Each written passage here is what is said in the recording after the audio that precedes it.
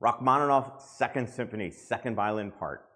I have to say I'm a bit spoiled when it comes to Rachmaninoff because I play in the Philadelphia Orchestra, and Rachmaninoff's own words was that the Philadelphia Orchestra was his favorite orchestra.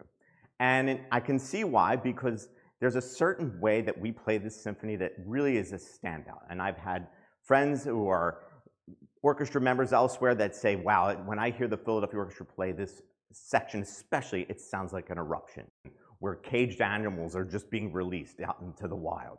It really starts vigorously and very, very sort of energetically, and I really have to say, I'm not even playing the part, and it's fun to be a part of the orchestra and just be listening. And then we come in, of course, 8 bars later. So don't forget to hit that subscribe button to be the first to know when I'm releasing yet another video. Also, at the end of this video, I will include my part with my bowings and fingerings to give you a little help. So let's talk about how to approach this excerpt. Of course, like I said, I like the approach that we use as the Philadelphia Orchestra and having this amazing energy, and I think it really does work for an audition. Really use a very heavy spiccato from the string initially, but then use a lot of collé after each stroke. Okay, so practice this with a very heavy collé with every single finger being prepared. Really be sure to have that finger down before you play the collé, and have the bow prepared as well. And you can see that every note is prepared with my left hand before playing it. Okay, I really suggest that as a good practice technique. And then when we get to these eighths and quarters, I think it depends on the acoustic. Now, having played this in my formative years at the Academy of Music, which was a very dry acoustic, those quarter notes were very long. Now, as we play in different halls, especially at our hall now in Philadelphia in the Kimmel Center, we play with a little more sort of a shortness of a stroke. And I think that's usually more traditional, and that's what I would recommend for an audition. Okay?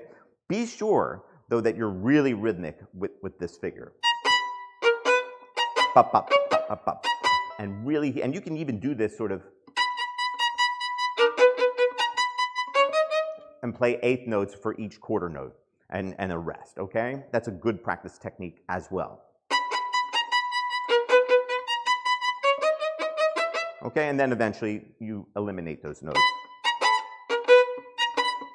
But make sure the rhythm, like I said, is solid. And then be sure for all these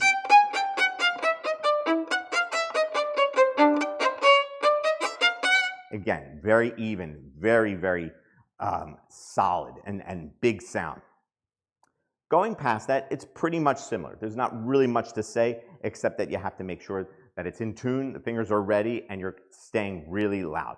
I would maybe suggest coming back a little bit when the first come in and sort of backing off to make sure that you let the committee know that you know the part. So maybe play it a little bit less, like a mezzo forte, maybe a little bit above that, but then play strongly when you come in again with the eighth notes.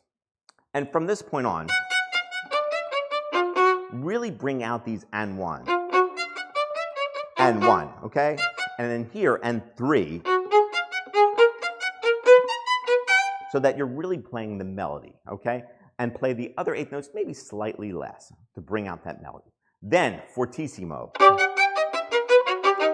okay? Stay loud at the beginning of this diminuendo. Don't come down too soon. And then you can obviously come down to a piano. And then a big crescendo again from piano. Okay? Really, really big. So at 34, we have these 2 slurred notes. Really make sure to articulate these properly. You notice that there's a dash on the first one, which to me means you play that maybe a little heavier, and then you release the second one, release, so that the note after that is properly articulated in a short manner. Same thing here. And these 2x2 notes, same thing. Articulate the first one, release, okay? Okay? Also, you notice there's not a diminuendo printed here. That being said, I would probably make this a little bit more relaxed because you do have a piano about a few bars later. And I don't think that's a subito piano, okay? I think you're basically making a diminuendo and a sort of dialing it down gradually. And then here, be sure not to play it too soft. Why? Because soon after that, you have another diminuendo down to a pianissimo, okay? And this has to be really quiet, okay? Really make sure that you take really good care of these dynamics. Then you have this big crescendo. Big gesture, okay? Make it sound really very convincing. So to sum it up, really be sure you have the right style, the right affect, the right Rachmaninoff sound, this excitement that I talked about. Listen to a recording. There's a Philadelphia Orchestra recording just recently. You can listen to our style and how we play it. I think it's very, very valid. Make sure you have the right stroke with this collé, to have a little bit more sort of hands and wrist in the stroke and less arm. It's a very efficient stroke, okay? Work on that stroke. Work on the finger preparation, making sure that each note is prepared with the left hand before striking it with the right hand. Last thing I want to say is when playing an excerpt, really pretend or feel like you are actually performing it within the section as if you've already been there.